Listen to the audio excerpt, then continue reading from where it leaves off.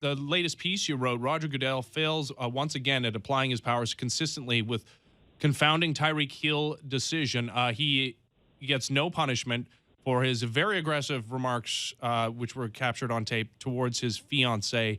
What part of this surprised you? Well, then today, Jarrett Reed gets suspended for a domestic violence incident that happened in college that happened 2 years ago and was not even plea bargained, and he's suspended for 6 games. I mean, look, part of leadership, and I wrote about this in Gridiron Genius, is to be consistent. I mean, one thing players want, they don't care if you're a jerk. You just got to be a consistent jerk. They want consistency with decision-making so they know where you stand at all times. And the commissioner continues to baffle me with what he's trying to accomplish. I mean, today's ruling on Jarrett Reed, look, let me say this very clearly. What happened at Oklahoma State is not deniable. Tyreek Hill was thrown out of Oklahoma State. He was taken off of many draft boards, not most draft boards. And yet he came to the NFL without paying a punishment, and he continues to do so. I just don't understand the justification. Yeah, and it seems like you're not the only ones surprised, not just, us in the media, but in reading your story, it seems like some of the people you've talked to in the league feel the same way.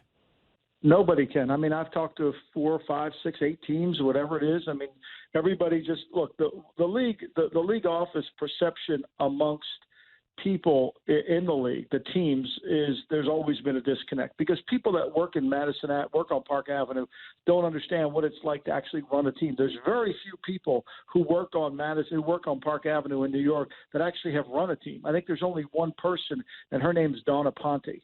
So that's all they have there. They don't understand what it takes to run a team, and their behavior is continually baffling. Yeah, it is confusing. I can't even think of a reason why there would not be punishment, especially considering, even if you're doing a make good on the fact that, he's never received punishment for the thing that he was actually, He got thrown out of Oklahoma State. Right. I mean, Oklahoma State, no disrespect to that school, but and then he tried to enroll in Akron. Mm-hmm. And Akron wouldn't let him in school. And then he went to West Alabama, and the West Alabama coach, which I wrote about in The Athletic, initially refused to let him in based on the Oklahoma State police report.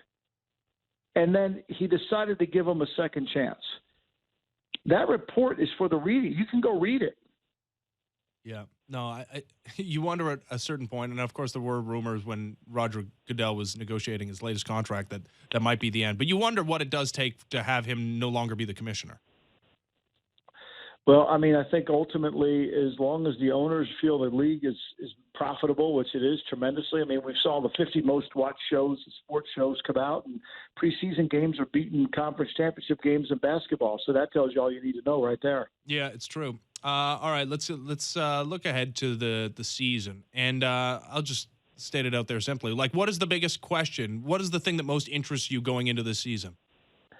Oh, there's so much to think about in terms of interest. I think this whole Cleveland Browns situation, everybody has them building this team that, is going to compete for a title right away. I'm interested to see what they do, how they gel, what they look like come, after training camp. I think certainly where is Todd Gurley injury-wise? What do they look like, the Rams? Is there any after effect of what's happened? And then, where's Tom Brady, 42 years old? I mean, we see him running 40s, jumping off of cliffs with his daughter. Remarkable man. Where is he? One thing we know about older players, it isn't a gradual downslide. It just ends. Yeah. And so, you're going to take a look at it and see where he is. Yeah. Okay, let's start at the beginning then. You mentioned the Browns, an organization you're very familiar with, and Odell Beckham speaking out again in an article for GQ. He's been outspoken, and perhaps is part of the reason he's no longer in the Meadowlands. How much of an issue is this, or is this like a media thing that doesn't actually affect any on-field product? Look, Odell is ESPN's greatest friend. He generates news for them constantly. At some point, one of the greatest inventions in the 21st century is the mute button. I love the mute button. I even mute diners, drive-ins, and dives. I mean, you just mute it. You don't have to listen to it, right? I've muted Odell Beckham. I mean, at some point, enough is enough. They gave him $16 million. They basically listened to him when it was time to fire Tom Coughlin. They listened to him when it was time to fire Ben McAdoo. They listened to him to hire Ben McAdoo, and now he's saying he felt disrespected. There was no player held in higher esteem in the Giant organization than Odell Beckham. No player. Okay, none. They loved him. They actually put his picture on the wall when he walked in the entrance of the one-handed catch above the Super Bowls. They loved this player, and he destroyed that love. And now for him to come out and say he felt disrespected, please hit the mute button. I won't because I need it for content. But, yeah, I know what you're saying. 307 Sportsnet 5. You're just like ESPN. You're just like them. You just got to have it. I know it. Yeah, LeVar Ball, I can't turn away either. There are other stories, although, we just want to keep beating us. Thank God Tim Tebow's not here, or else we'd be talking about him. Yeah. Well, now that you brought him up, no, I have no Tim Tebow question for you. All right. I do have, so you mentioned, the Brady stuff, and at 42, okay, I guess he has to start falling apart for us to talk about the potential of him falling apart. But he's going to be missing one of his security blankets, and probably the biggest one, both in stature and in usage, in Rob Gronkowski, who didn't have the greatest regular season last year, but he doesn't have him even to use as a decoy. How much will that absence be felt for that Patriots team and Tom Brady? Well, if you look at it through the lens of operating in the Gronk offense, he's impossible to replace. If you look at it through the lens of a new offense, they're going to have to make some adjustments, which they will. This is a new team for Belichick. 2019 starts off on a new path. Everything they've done last year is insignificant. I think what you'll see is a different style of team. I think with N'Keal Harry as the outside receiver, and Edelman could come inside, make some more plays. This will not be a tight end friendly team. I think this will be more of an outside perimeter running back, trying to get the variances within the defense to their best advantages. Obviously, you can write off the Dolphins in that division, but there's, definitely a curiosity with Sam Darnold in New York with the Jets, and who knows what we'll see in Buffalo. There were some signs, though, last year. Is this the year that maybe, one of those teams at least gives the Patriots a bit of a run for their money in that division? Look, I like Buffalo. I like what Sean McDermott and Brandon Beane have done there. I think they're doing a great job of trying to establish the culture. I think they're admitting when they made mistakes, i.e. trading for Kelvin Benjamin. They got rid of him. I think that they've shown that they knew last year their offensive line play was horrendous. They made changes with the coaching staff there, and I think it's going to benefit them. I think they've signed a lot of new players. They've tried to change their team. I think it's all going to come down to Josh Allen. Is he going to be able to make more plays with his arm than he's going to make with his feet?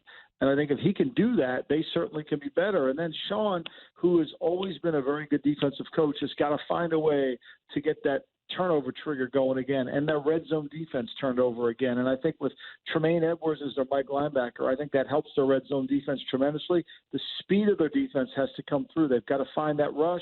And I think if they do, and Jerry Hughes continues to develop, and Starlo Tui comes, and Ed Oliver makes some plays inside, this defensive front can be very effective. And I think that's going to have to be the key to them winning 8-9 games. Talking to Michael Lombardi, as there is every year, lots of turnover when it comes to head coaches. 8 new head coaches headed into this season. Where's the hire that you think is going to have the biggest impact? I think Vic Fangio is going to have the biggest impact in Denver because, he is truly a seasoned guy. Obviously, his commentary on Drew Lock when he said he wasn't a quarterback yet, he's just a thrower. I think that brutal honesty players love. And I think what you saw last year out of Denver was pretty clearly they lost more games. The one thing you got to do in the NFL is avoid losing before you can win. I know that sounds real simplistic, and people say, Lombardi, that's not genius. Well, if you watch an NFL game with me, we could sit down and watch a lot of teams lose them before they can win. It happens every single week. They give games away, whether it's turnovers, whether it's special teams, penalties, whether it's missed field goals, whether it's poor game management. You can go through the list, and we can find it. And the reality of it is, I think Denver blew a lot of games last year with Vance Joseph calling the shots. I don't think that's going to happen this year. I think Fangio is going to play to his strength, which is his defense. I think he's going to try to run a lot of play-action stuff, which fits exactly to what Joe Flacco can do. I think he's got a running back in Phillip Lindsay who can run the ball. They still have Booker, who's a big power back. So I think they're going to play to the strength of their team. Do I think they're going to be a Super Bowl contender? No, but I think they get to the playoffs. I think they can win 9-10 games. Matt LaFleur, the new man in Green Bay, taking over from Mike McCarthy, and, of course, that big expose happening in the offseason. Do you think, well, it's kind of a two-parter, right? Like, can Matt LaFleur control Aaron Rodgers, and should Packers fans want that to happen? Well, look, I don't know how Matt LaFleur can walk in a room and say, hey, by the way, Aaron, last year I threw for 16 touchdowns. Antonio Brown for the Steelers had 15 himself. So I think you need to listen to my concepts on passing game because, those 16 touchdowns for for the Titans was magnificent. And, oh, by the way, last year, Marcus Mariota threw 27 passes over 20 yards. So I'm going to show you how I work the ball down the field. I think this is an interesting hire. I think this hire is all about Mark Murphy, the president. I think Mark Murphy came out again today with commentary on Khalil Mack trade. I mean, Mark Murphy wants to be the head coach of the team. He wants to be the general manager of the team. So he hired people that'll come to him and listen to him. I have a hard time believing that Matt LaFleur is going to have any influence over Aaron Rodgers.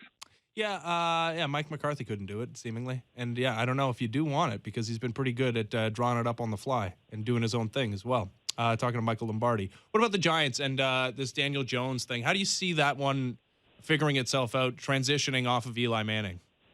I think it's going to be Eli Manning's job. Now, look, the last 2 seasons, Eli Manning's been 2-14 to start the year. Okay? Mm-hmm. So if you have a franchise quarterback, you're not 2-14 after the first 8 games of the season. That's pretty much a fact. But yet this is where they are. So I think the Giants' lie of them convincing themselves that Eli Manning can still continue to play is a lie they're going to keep telling themselves. Yeah, they've been telling themselves that for quite a while. Before we let you go, so this Ezekiel Elliott thing looked like it was going to happen. It hasn't happened yet, that he would hold out and not attend training camp. There's a new report that I think it was Jason LaConfora reported today that he does see him showing up for camp. How do you see that one playing out? Well, look, players have to come to camp. You're going to lose money. You're going to go down that Le'Veon Bell path where you're just going to get fined a ton of money, and you're not going to get any benefit from doing it. So you might as well go to camp. Look, for the Cowboys, I don't think I think he come to camp, that's great. They're not going to practice him in terms of the preseason games. He's going to be over the first time the fans are going to see Zeke Elliott, it's going to be the opening day of the season. So, to me, there's a long time to work this out. Michael, appreciate the time as always. Thanks for doing this. Thank you. Appreciate it. Bye-bye.